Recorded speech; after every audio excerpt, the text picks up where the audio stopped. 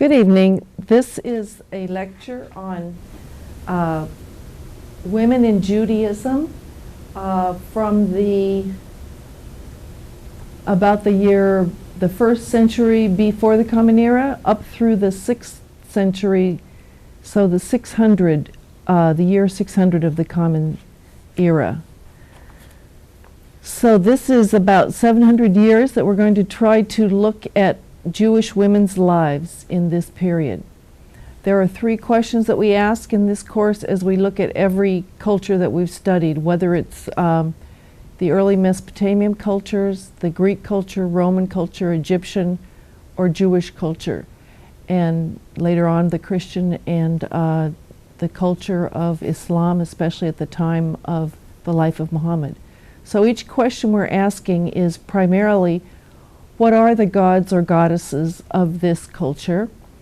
Second, what are the central stories that are part of the core of this religion? And third, what do women actually get to do within this religion? So today we'll be focusing on that third question. We've looked at some of the issues of women in the Bible, in the Hebrew Bible, the central stories, and today we're going to look at what women's lives actually, what evidence we have for how they lived and what their level of participation was within the life of of worship and of their religious community. So the first thing we need to do is just check our timeline and look at the major events within this 600 or 700 year period. So the biggest event in the whole period is the year 70 of the Common Era, when the Second Temple is destroyed by Rome. There's a Jewish uprising, and the Roman Empire does not tolerate uprisings well. So they make a definitive move to squelch the uprising and destroy the temple. At this point, by the year 73, we have the siege of Masada, and the last Jewish rebels are defeated. And this is the siege that's the miracles associated with it are honored in the annual celebration of Hanukkah. After this siege and after the destruction of the temple, the Jewish people are scattered. And the term for this is the diaspora. So they're scattered throughout the region, south to Egypt, north and west to Greece, to Rome, as far as Spain, and definitely into Syria and Turkey. So this is the diaspora. And we want to know what women's lives were like in this period. There's a big difference for Jewish women living in their small communities within Israel and being immigrants within the larger Mediterranean community. The 2 other big events that we're going to notice in this period is the completion of the Mishnah, or the first set of rabbis' commentaries on the Torah. And this is around the year 200 to 250 of the Common Era. So it's a set of commentaries by various rabbis, and they're collected together. The need to have these commentaries is precipitated by the loss of the temple. So as long as the Jewish people could be in their own land with their own religious services in the temple, there wasn't as great a need to write anything down because it could be orally passed down from rabbi to rabbi. But with the destruction of the temple and their inability to conduct worship, to do the sacrifices on the altar that they are commanded to do in Leviticus, they had to preserve a lot of their culture by writing it down and by commenting on, this is how we observe this part of the Torah, of the core Hebrew law in Genesis, Exodus, Leviticus, Numbers, and Deuteronomy. So this Mishnah gets completed, this first commentary, and within a couple of hundred years, we have more commentaries being written on that. So the Genesis Rabbah is written by about the year 400, commentary on Genesis. Within another 50 years, we have the Jerusalem Talmud completed. So the Talmud is the name for the commentary on the commentary. So Mishnah with commentary written on it and further explanation of stories, customs, interpretations of various lines and various laws becomes pulled together into a work called the Talmud. By the later 400s and further on, we have the Midrash Rabbah, or Torah commentaries. And the word Midrash just means interpretation.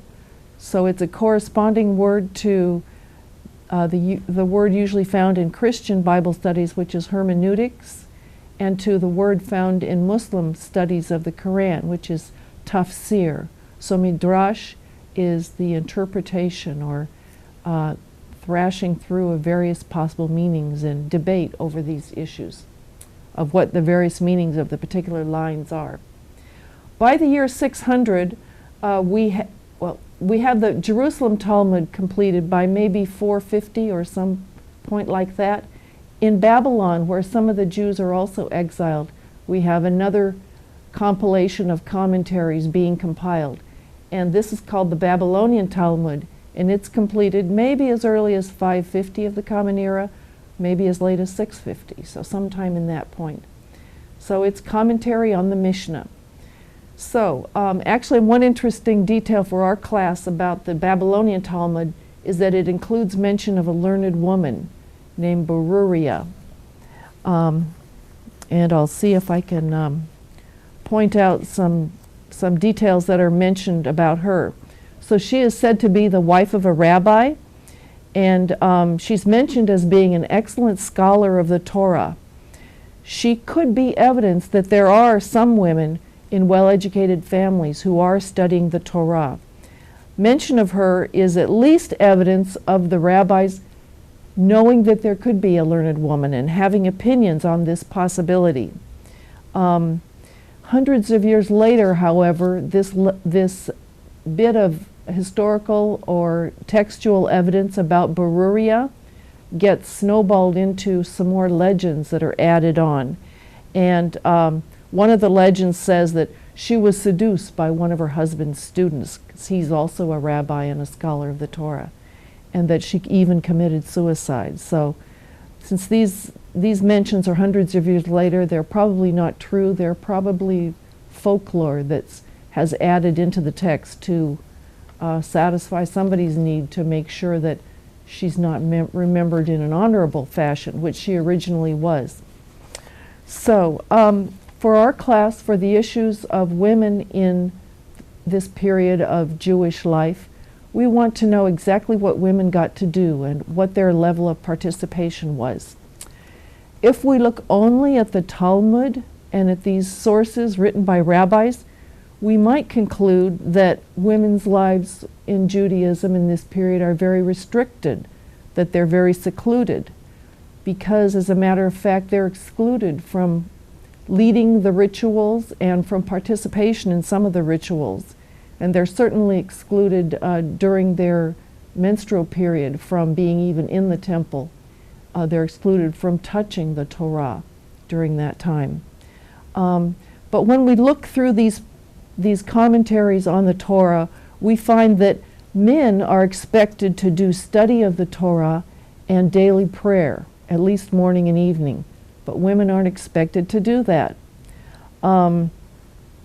We find out that what they are expected to be doing is lighting the candles every Friday evening at sunset as Sabbath begins, baking bread for Sabbath. So this is a special holy bread, and they burn a little bit of it as part of a tradition. And also they're expected to keep the menstrual purity laws. They're also going to be keeping the food laws. So they will be keeping the laws against mixing meat and milk, against certain shellfish, against eating pork, so all of these other food laws that are a part. So the menstrual purity laws, called the Nidah, are part of the larger group of purity laws. These laws are intended to teach the people of Israel that their God is holy, that they must be pure and purified when they approach God. So the hand washing before participating in any of the religious services, the purification as far as what you have eaten, even bodily purification in terms of not having had any blood issuing in the case of women or men, and in the men, in the case not having any semen or night dreams happening just before it, or having a cleansing after that, not having sexual intercourse right before going into the temple. So these are the purity laws, and we want to understand these statements about women's lives, that they were essentially fairly excluded from most of the religious service, from making offerings at the altar, from reading aloud the Torah, from studying the Torah. So as we look at these sources, there are a couple of things we can do. One we can do is realize that the rabbis who are writing all these commentaries may reflect only a small number of Jewish communities. They may reflect the most observant or the strictest of the Jewish communities. And in fact, their writings about what women can and can't do may only be wishful thinking, written to try to restrict Jewish women. So it's like when you see a speed limit sign for 65, does that mean that nobody is going over 65? Or does it mean the government wants to make sure that no one goes over to 65, but in actual fact, quite a few people are? So we have to kind of take some of these writings within the Talmud with a grain of salt. One thing that Judith Hauptmann has pointed out in her book, Rereading the Rabbis, A Woman's Voice, and this is a classic book. It was written a number of years ago, 1998, so that's 14, 15 years ago. In this text, she says, you know what? Yeah, the rabbis are really seemingly restrictive on women, but the interesting thing, she says, is that they're wondering about women, about where women fit into the overall rules for worship and the overall pattern of Jewish daily life. So she points out that when we look at the Torah and we look at, say, the Ten Commandments, we don't find any mention of, well, women get to do this too, it's for men and women, or only for men, not for women. So it's important to note that, for instance, in the Ten Commandments, when you get to the commandment about adultery, it says, do not covet your neighbor's wife, donkey, servant, whatever. It doesn't say don't covet your neighbor's husband. So it seems to be addressed to a male, or at least heterosexual, probably male heterosexual audience. So the fact that by the early 100s and 200s, 400s of the Common Era, rabbis are saying, okay, what do women get to do? How does this apply to women? Judith Hauptmann sees that as an advance. So from a 21st century point of view, it looks, oh, how restrictive. But she's saying they're starting to wonder, well, what can women do? What can't women do? Another way to balance this heavy voice of rabbis saying that only men are doing the Torah study and only men are doing the prayer with the prayer shawl and with the tefillin on the hands and forehead in the morning and evening. Another way to balance that is to look at the archaeological evidence, to look at the inscriptions on people's tombs, women's tombs, and on buildings that are built. And also to look in commentaries in other cultures at about the same period and see what they're commenting about where there are Jewish women leaders in the culture. So we do find sources with descriptions of women who are the major donor of a particular temple in a city. Now this is within the diaspora, within various cities within the Mediterranean area. We see women who have donated the money and have provided a leadership in the building of a temple and are honored either with a memorable statement on their tomb or with an inscription on the building. This was built by so-and-so in honor of so-and-so, something we still do today. So, just to review, for vocabulary, we have the Mishnah, the first commentaries that were written by maybe 200 or so. We've got the Talmud, the commentaries on the commentaries, all written together. And we've got the duties in the Talmud of women primarily thought of as doing the lighting of the candles on the Sabbath, the baking of the bread for the Sabbath, keeping of the menstrual purity laws, and actually all the laws involving cooking and household purity laws. One thing we will notice in the Talmud is that these duties, even of the positive ones of lighting a candle and baking the bread, some of the statements in the Talmud are giving a negative interpretation to these duties instead of viewing them as an honor. So viewing the lighting of the candles as, you know, in relation to God saying, "Let there be light." You get some commentaries within the Talmud where a rabbi says something like, "These duties are a punishment on all women for Eve's sin. If you don't fulfill these duties, then women will end up dying in childbirth." So they're using their view of Eve as becoming a view for all women and excusing their domination of women and also explaining death and childbirth. So these are some of the commentaries that you get in the Talmud. You do also get a minority viewpoint within the Talmud that kind of argues against this mainstream, that says, yes, women do have significant religious obligations and that they are valuable and important. And so honoring the lighting of the candles and the baking of the bread. Interesting that as we turn to the other Mediterranean communities that are worshiping gods and goddesses and have temples to Artemis, to Isis, to others, we find that also that women are baking cakes to take and offer at the offerings for these gods and goddesses, and often lighting candles. So this is a widespread practice in all forms of worship to light candles, to give food offerings. And so I think we can imagine that Jewish women themselves might have been proud to be partaking in worship on the Sabbath in these particular ways.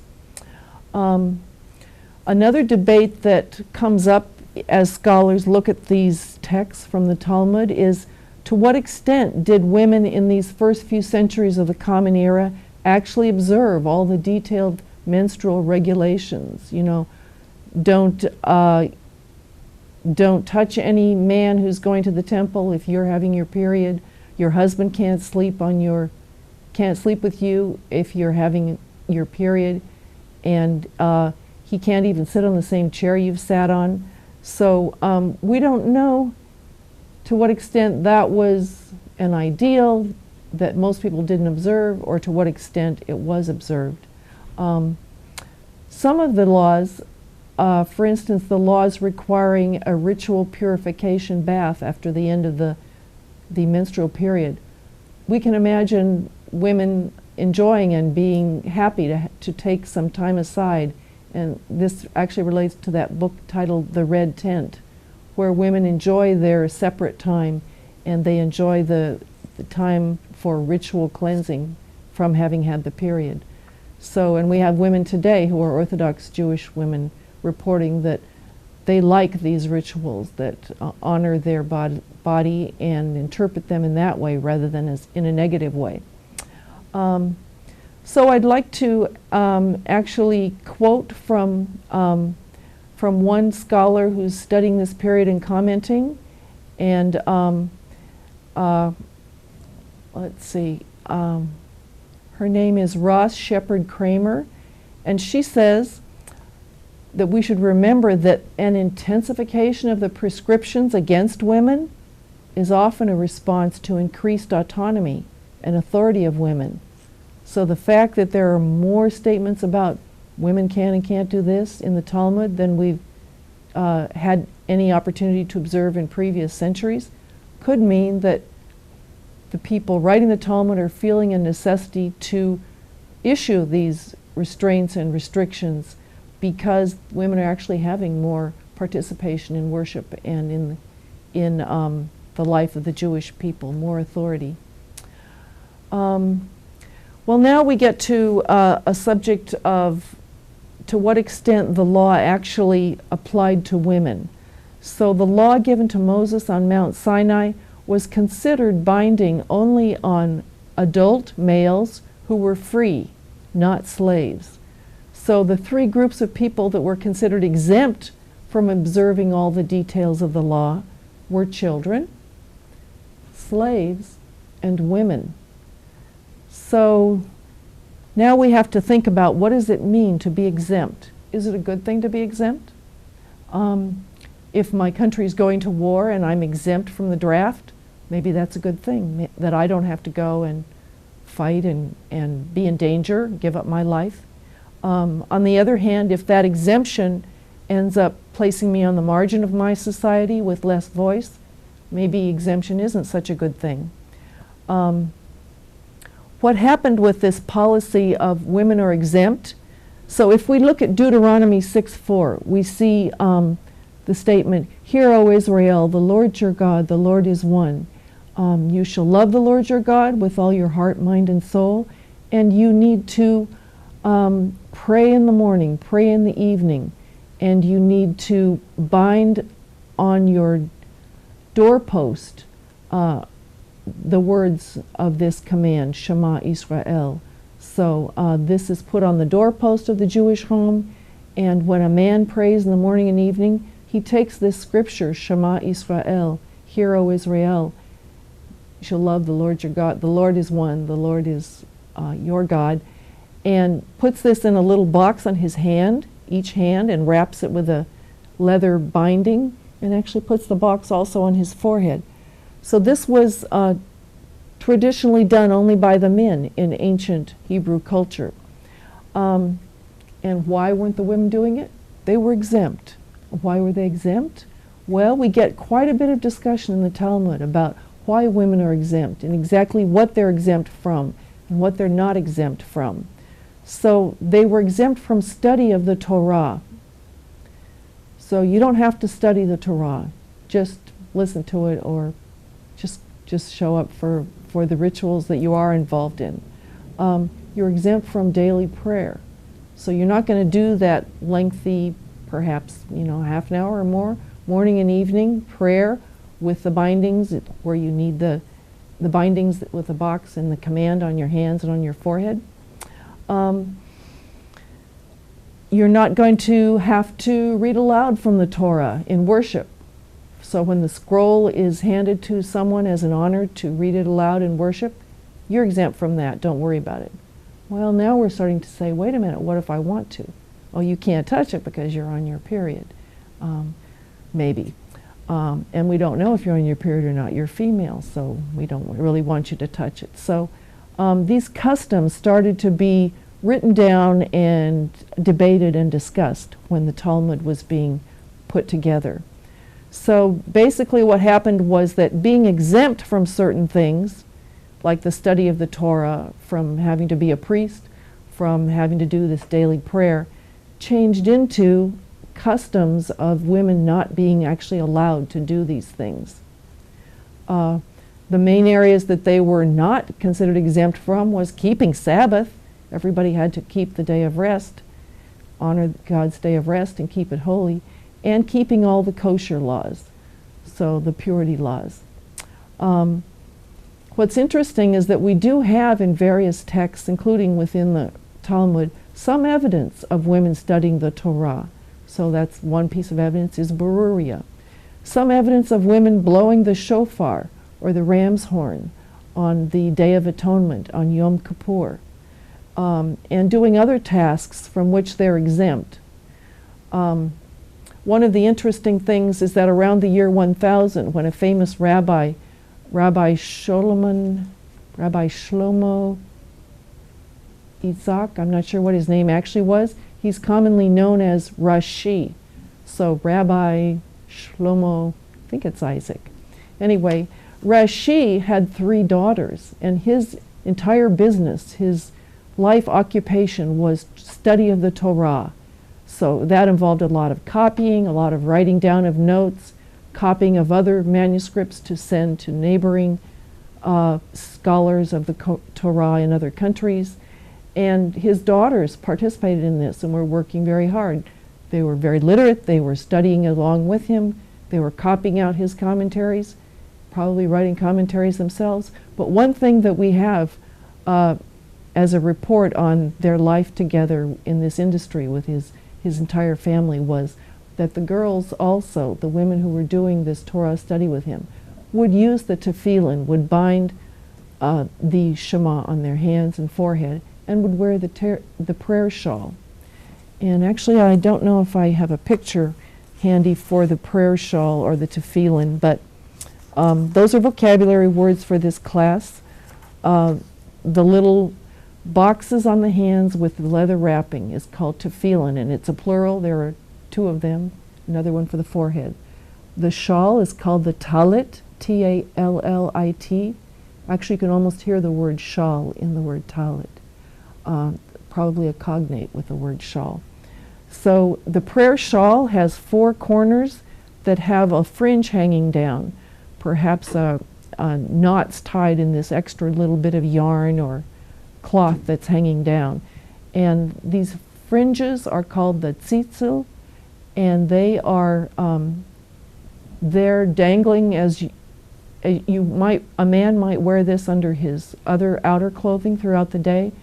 And as he's doing something else, walking somewhere during the day, he might reach down and accidentally finger, or on purpose finger, the prayer shawl and the actual corners with the fringes, and remember to say, Shema Israel, the Lord my God, the Lord is one, or just to remember God's presence. So that was the purpose of the prayer shawl and of the fringe on it, to remember God's presence in your life. So the women are exempt from wearing the prayer shawl. Is that good or not?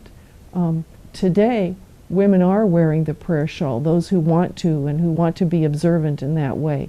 They are wearing the tefillin. And we have the evidence around the year 1000 of Rashi in France, of his daughters going ahead and using it. Because he was such a scholar of the Torah, he could tell that the Torah didn't say men only. It was anyone who wanted to observe and honor God's word could do it. So, so we're still on this subject of what do women get to do and what are they not allowed to do. So within traditional Judaism of the first 600 years of this era, women are exempt from doing a lot of things, including study of the Torah, prayer, leadership of worship, and handling of the Torah during worship, reading aloud during the service. So this is a subject that's debated, whether it's positive that they're exempt or whether it's negative that they're exempt. Another issue that they were supposed to be doing was the family was supposed to be keeping the purity laws in regard to food as well as into bodily fluids. So the Talmud says, for instance, there's a passage that says that women who are married to pious scholars should not even lend their cooking pots to women who are married to common men, because if the common households were probably not keeping the kosher laws or not keeping them very well, then the pots from the house that's very kosher and very observant might get contaminated, and that might break the purity laws. And when the pots that were lent were returned, that might affect the pious family's ability to adhere to the purity laws in regard to keeping kosher, keeping milk separate from meat and other things.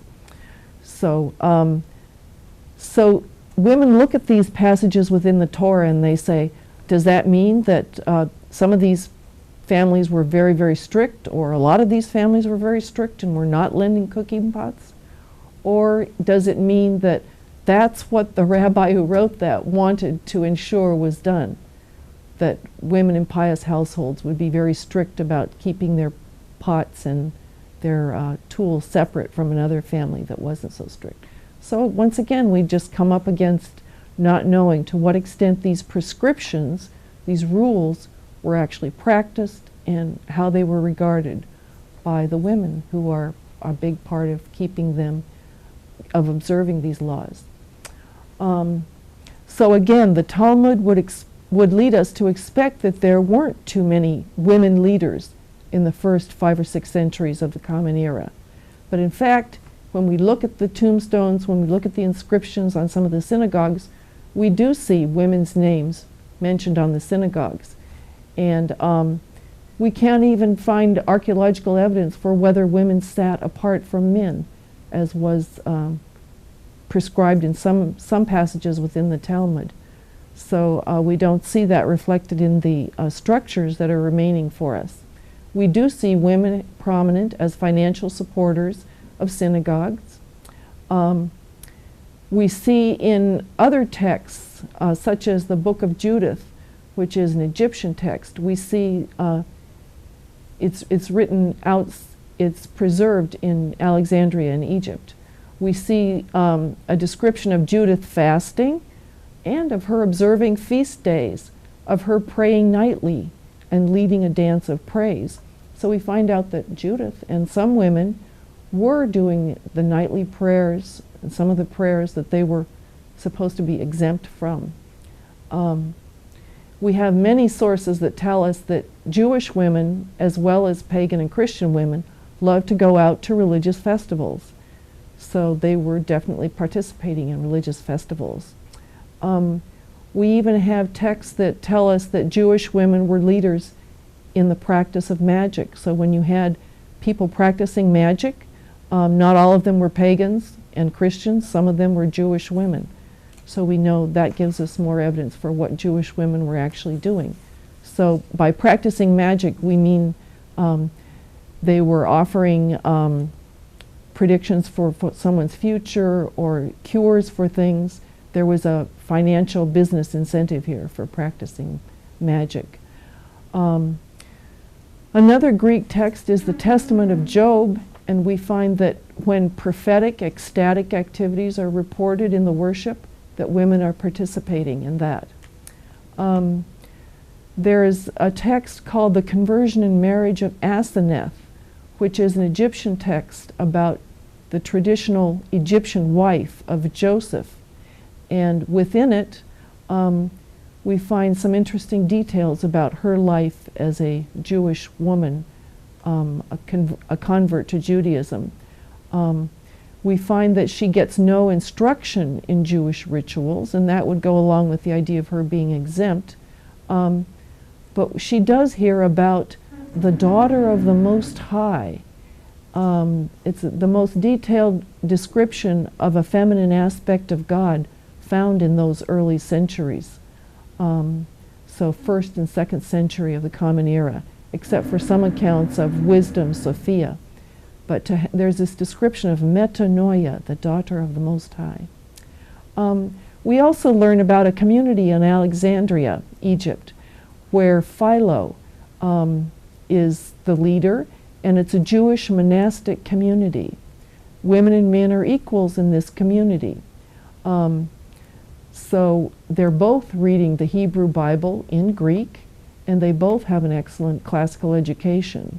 So the men and women in this society did not marry or have children, and this may be one reason why the men and women are being equal, that women are not pulled aside and told, you can't pray in the morning and the evening because we need you to be taking care of the children and cooking breakfast or whatever.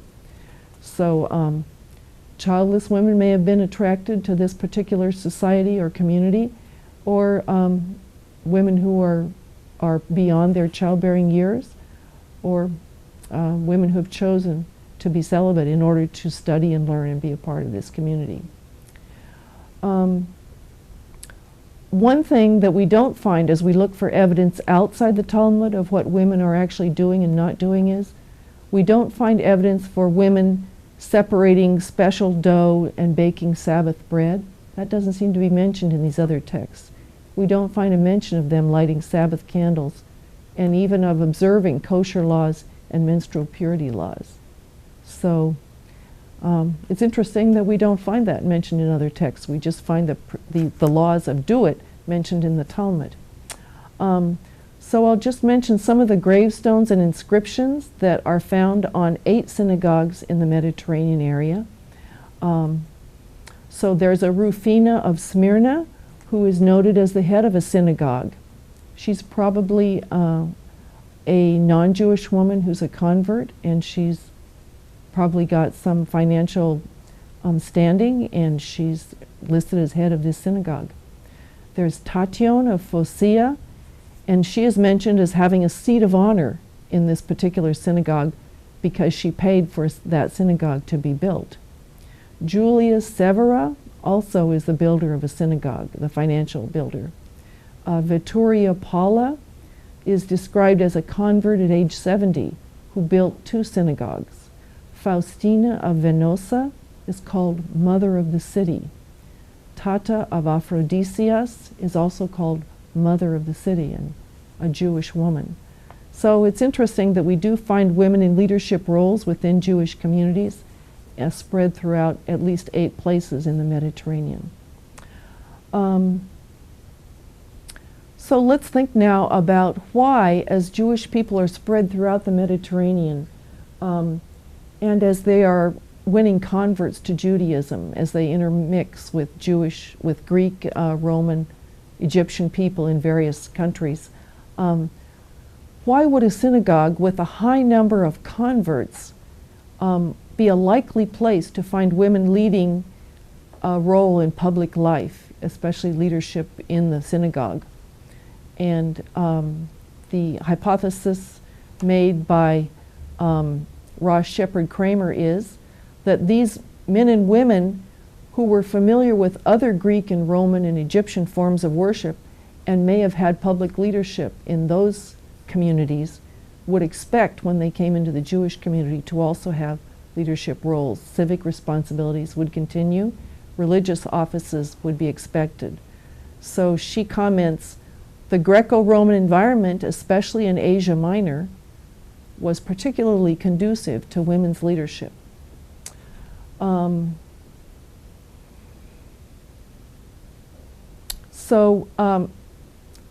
In her share of the blessings, Kramer makes a final commentary on the theory of anthropologist Mary Douglas about why there are differences between the women's lives as described in the scripture commentaries and women's lives in some of the archaeological and other textual evidence that we have in the Mediterranean area.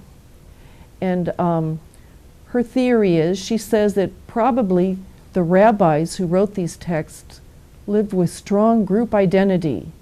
They liked strong classification and regulation and control.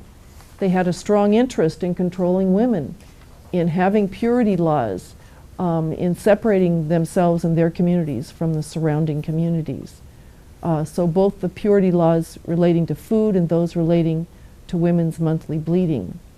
It was to their advantage to keep women isolated and to limit their access to knowledge of other communities and to keep them from studying the Torah, because that way they could make sure that they still retained control of the worship community. What would happen if women were allowed to study the Torah? That might have been a question that they didn't want to have to confront. She also supposes, Kramer following Mary Douglas, she supposes that women in these communities probably had strong group ties, but not so much control over their lives. That they were probably somewhat isolated within their homes, and they're outside of the inner worship circles, and that might have been why some of them were attracted to magic and to superstition and to businesses related to that. So when the Jewish people, because of the diaspora, were spread throughout Asia Minor and Egypt and immersed in these other cultures, both women and men probably had weaker group ties than they had had when they were living right there in Israel with a lot of community support and group support.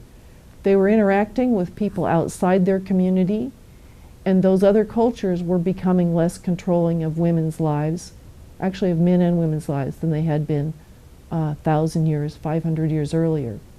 So it probably caused the Jewish people who were part of the diaspora to also relax their controls over individuals, and they may have had less interest in keeping kosher, in observing the menstrual purity laws, and in requiring women to sit separately in the synagogue, etc.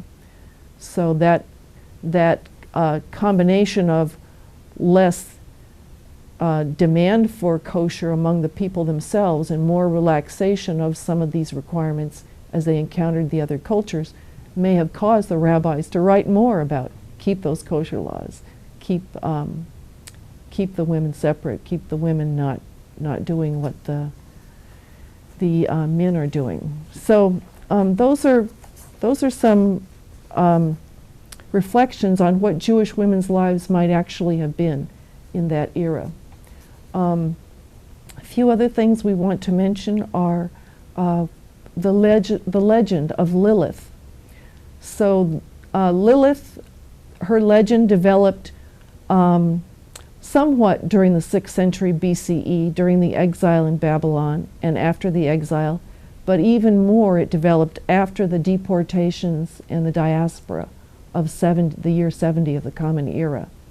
And her legend is that she was Adam's first wife, that she felt herself to be Adam's equal, but he wouldn't accept that, so she flew away from the Garden of Eden, and God had to provide then Eve as a second wife.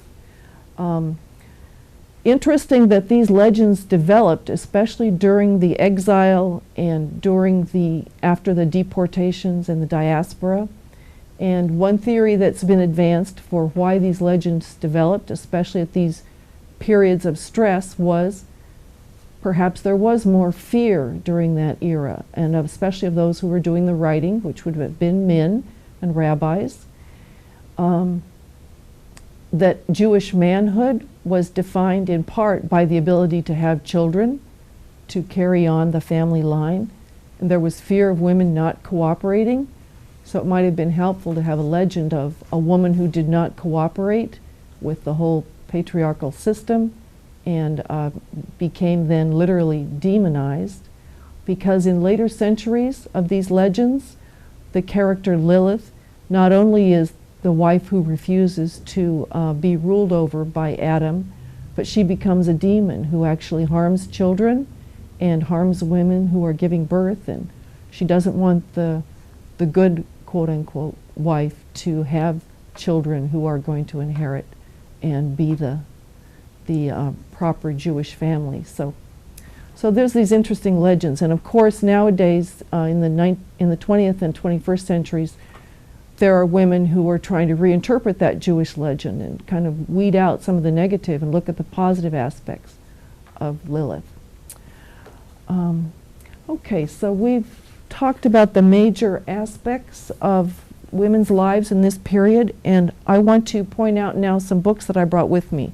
So in addition to Judith Hauptmann, Rereading the Rabbis, A Woman's Voice, here's a book called Midrashic Women. So Midrash is that process of interpretation, and it's by Judith R. Baskin, and the subtitle is Formations of the Feminine in Rabbinic Literature.